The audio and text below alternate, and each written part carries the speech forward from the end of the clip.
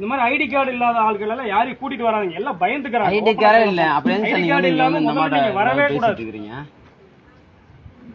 ID card இல்லாம அவங்க பயந்துக்கிறாங்க.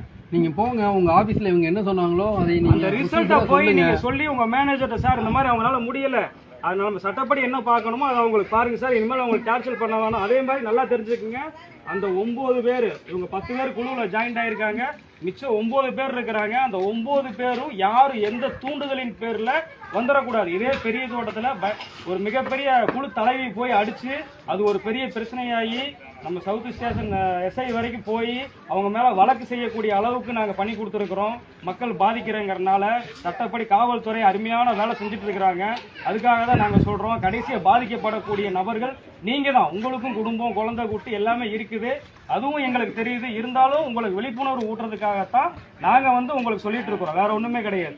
சரிங்களா? நீங்க போங்க, போய் உங்க மேனேஜர்கிட்ட சட்டப்படி சொல்லுங்க, சார் இந்த மாதிரி சொல்லியிருக்கிறாங்கிறத எடுத்து தகவலை சொல்லுங்க. அவங்கனால உங்க மேனேஜர்னால லீகலா நீங்க என்ன பண்ணணுமோ அதை பண்ணுங்க. அதை விட்டுட்டு பொதுமக்கள்கிட்ட என்னைக்கு